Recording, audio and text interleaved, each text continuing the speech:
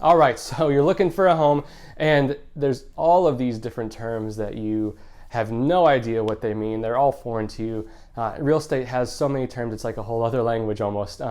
So today I want to go over a couple of those terms with you, just 3 of them, real simple, real easy, so that you will have a little bit of a better idea as you're going through the process. So as always, Nick here with First Partners Realty, helping buyers and sellers in the Palm Beaches and Treasure Coast for over 7 years.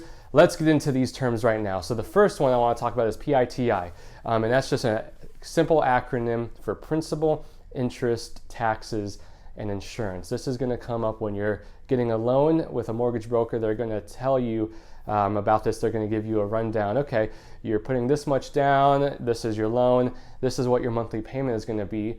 And they're going to run down PITI. This is what the principal payment is going to be, the loan amount. This is how much you're paying in interest based off of the interest rate, your homeowner, your taxes that you're going to have, and then finally your homeowner's insurance. All that into one lump sum, so that's going to be your total monthly payment, the PITI. All right, the next one is your earnest money deposit. So your earnest money deposit is essentially a good faith deposit that you're making to show the seller that you're serious about buying their home and that you really want to make sure that you get this home. So when you make an offer, there's going to be what's called an earnest money deposit that you're going to put up front with the offer. Should it get accepted, that money is going to go into a third-party account that cannot be touched by you or the seller at that point while the deal is happening. Now, once the deal closes, when you're at the closing table, that money is going to then go and transfer to the title company, and it's going to be added into your closing costs. So if you have a deposit of $10,000 and your total closing costs are $20,000, then at closing you have to come up with an additional $10,000 because that other $10,000 earnest money deposit is rolling over to the closing. Now, the higher the deposit, then that shows the buyer, or that shows the seller, that you have more liquid cash on hand, which will suggest that you are a stronger buyer. You're more likely to close. You're more likely to have the financing go through.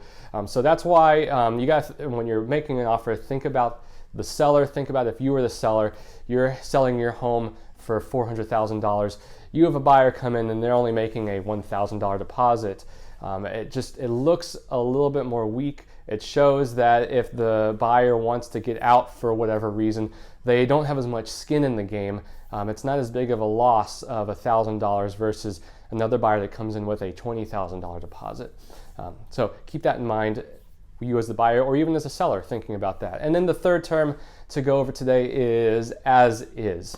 Now, when you're looking at a home, typically, really more commonly, you'll see that it says as is in the description. And all that means is that the seller is selling their home in the condition that it's in. They don't have any intention of making any repairs should they come up in the inspection report. What you see is what you're getting. So that's why you want to make sure you get an inspection, because there might be some things below the surface that you're not aware of, you might not be thinking about or seeing. You as the buyer, you have all these emotions going on, you're excited. It's easy to miss some things. So you want to make sure that you have that inspector come and look at that professional that knows what to catch that you might not be seeing. So as is simply just means that what you see is what you get. So those are some quick, easy terms to remember, to know as you're going through your home buying or home selling process.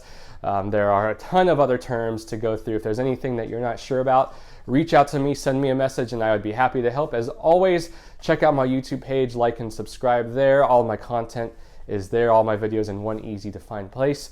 As always, Nick here with First Partners Realty, and enjoy the rest of your day. Bye.